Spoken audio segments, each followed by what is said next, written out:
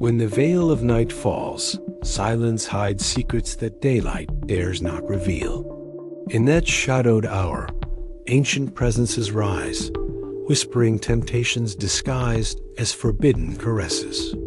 They are called Succubus and Incubus, names echoing from folklore, theology, and esoteric manuscripts.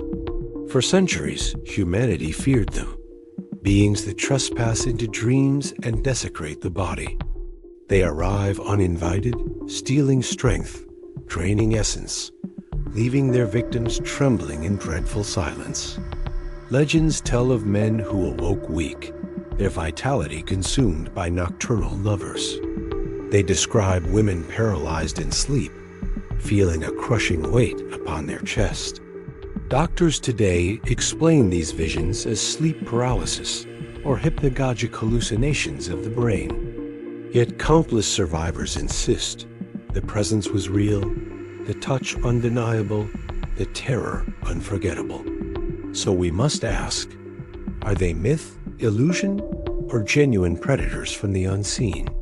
From Mesopotamia's clay tablets to medieval Europe's grin sermons, their names have endured centuries. These demons adapt to culture, but always repeat the same terrifying message: beware desire. The succubus appears as a woman of irresistible beauty, luring men into submission. The incubus manifests as a shadow of corrupted masculinity, forcing himself upon the helpless. Together they symbolize lust unchained, pleasure turned poison, passion transformed into a weapon of enslavement. But beneath the surface of story lies a deeper code about energy and spirit. Occult traditions affirm that sexual energy is not merely pleasure, but the essence of life. When wasted or abused, that fire becomes fuel for entities lurking in astral shadows. Succubus and incubus are not simply hallucinations, but astral parasites feeding on human seed. This is why their myths endure. They conceal dangerous truths disguised within monstrous masks. Long before Christianity, ancient cultures described beings that fed upon human desire.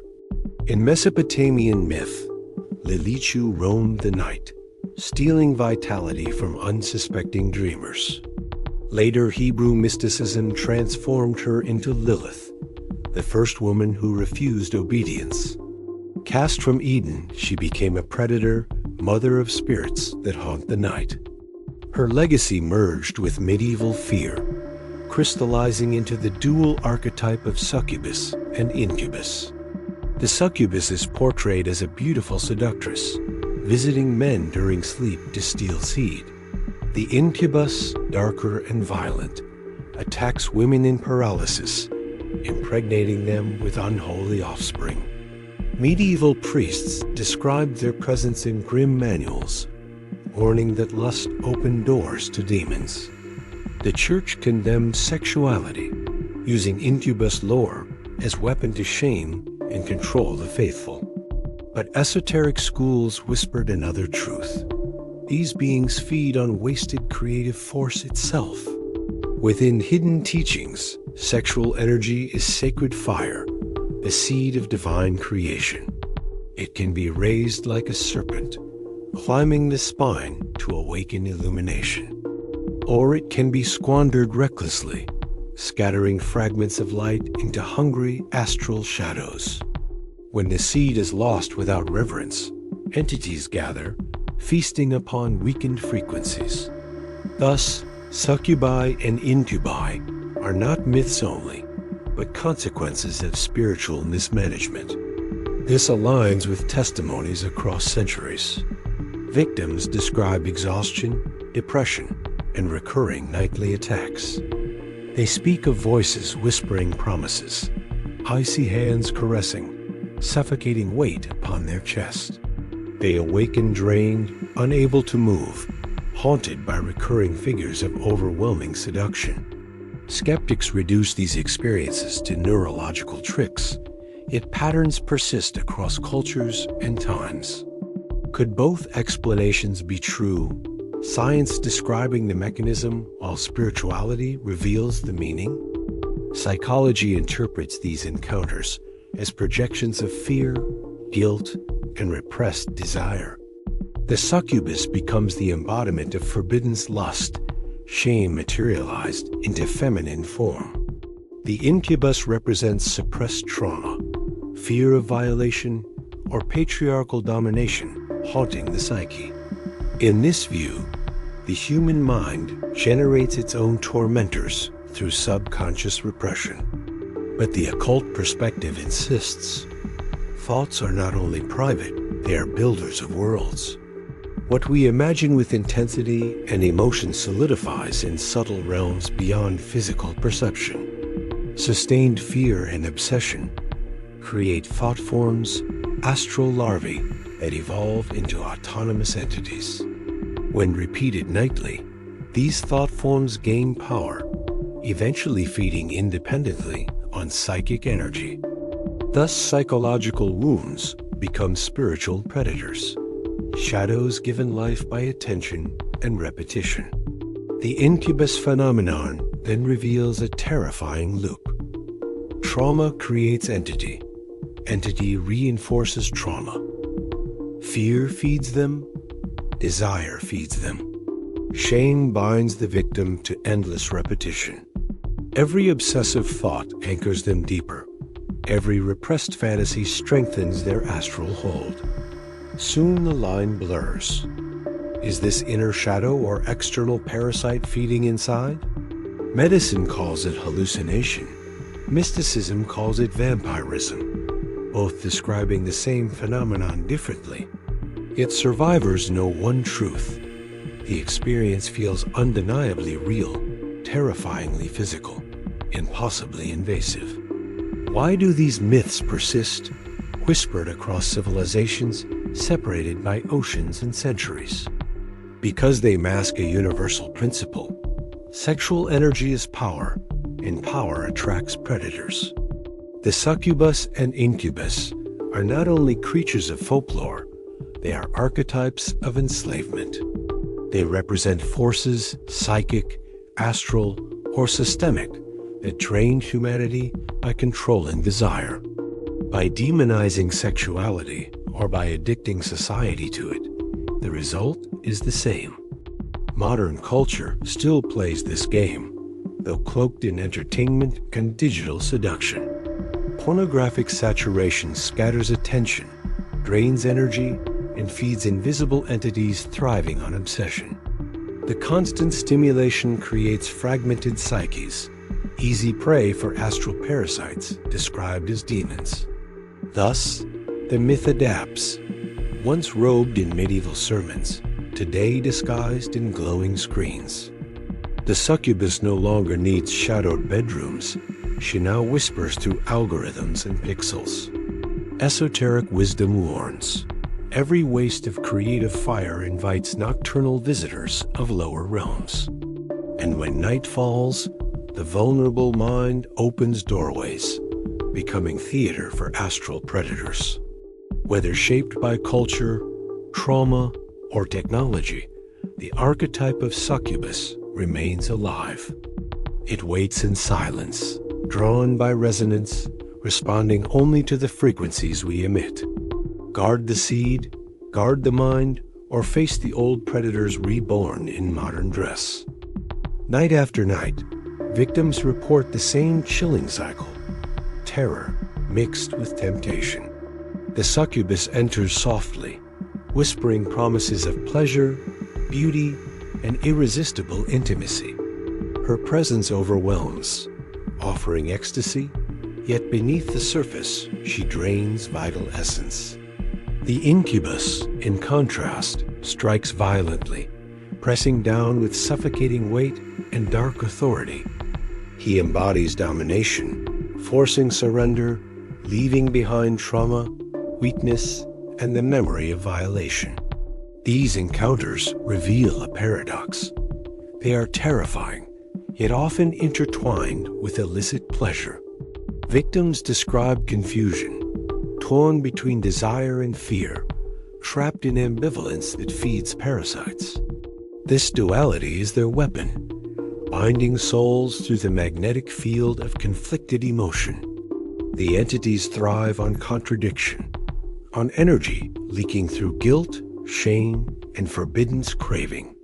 Thus, every attack becomes both a theft and a reinforcement of psychic dependency.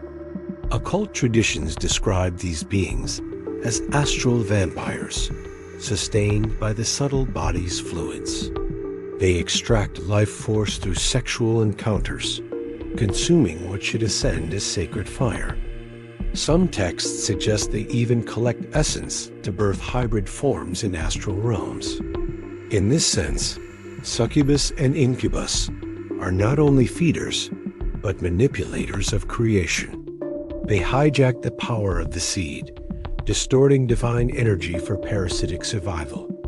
Imagine the scale of their feeding, multiplied across centuries of unchecked desire. Imagine entire societies enslaved, their collective energy harvested by invisible predators of lust. Now connect this to conspiracy. Elites knew of these forces and weaponized sexual enslavement. Religions demonized sex to breed guilt. Industries commodified it to breed addiction and dependence.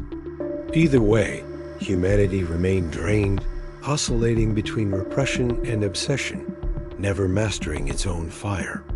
Science explains the mechanics: REM intrusion, hallucinations, paralyzed muscles, but ignores the esoteric implications. Neurology maps the brain states, yet cannot answer why identical demons appear globally. Why do ancient Mesopotamian tablets, medieval chronicles, and modern testimonies describe the same figures? Why does the experience feel charged with symbolic weight far beyond neural misfiring? The answer lies in layered reality. Biology describes the surface. Occultism describes the depth. Succubus and incubus endure in human imagination because they embody a fundamental truth. They remind us that energy is currency, and predators stalk where waste occurs. They teach, through terror, that desire can enslave unless transmuted into higher vibration. These beings are both literal and symbolic, external parasites and inner shadows combined. They are demons in folklore, hallucinations in science, but in truth, they are mirrors. For the occultist, the lesson is clear. The seed must be guarded. Sexual energy, once transmuted, awakens illumination, strengthens aura, repels astral intruders. But wasted in compulsive pleasure, it fractures the field, leaving openings for predators. Thus, the nightly visitation becomes initiation, a call to reclaim sovereignty over desire. The demon becomes teacher, revealing the cost of unconscious indulgence and careless dissipation. Practical defenses begin with awareness. Recognize the pattern, acknowledge fear, and break secrecy's chain. Silence strengthens these entities, while testimony and naming weaken their astral influence. Breathwork, meditation, and visualization can seal the aura, shielding against nocturnal intrusions. Prayer, mantra, or focused intention raises frequency, repelling parasites that feed on low resonance. Above all, transmutation turns the weapon into medicine, redirecting lust into creativity and purpose. Modern victims often find relief through merging science and spirituality together. Sleep hygiene, therapy, and trauma healing address the neurological and psychological vulnerabilities. But ritual, meditation, and energy work address the spiritual layers left unattended by science. Together, they form a holistic shield, transforming terror into initiation and weakness into power. The path is not denial of desire, but mastery through conscious redirection and reverence. Now we see why these myths survive, why they echo from age to age. They are not obsolete superstitions, but encrypted messages about sovereignty and energetic economy. They warn humanity: control your fire or others will control it for you. They remind us predators exist, but only because we leave ourselves open and unguarded. They whisper, fear us, and you remain prey. Face us, and you awaken. So ask yourself, what desires still control you? What shadows still drink your light? What shame keeps you silent? What fantasies repeat, anchoring astral entities into your field? What power would you reclaim if you transmuted your seed into pure creation? The demon is the mirror. The battle is not outside, but within. Your freedom begins the moment you recognize your own sovereignty and guard your fire. This is not superstition. It is survival. It is spiritual physics encrypted in myth.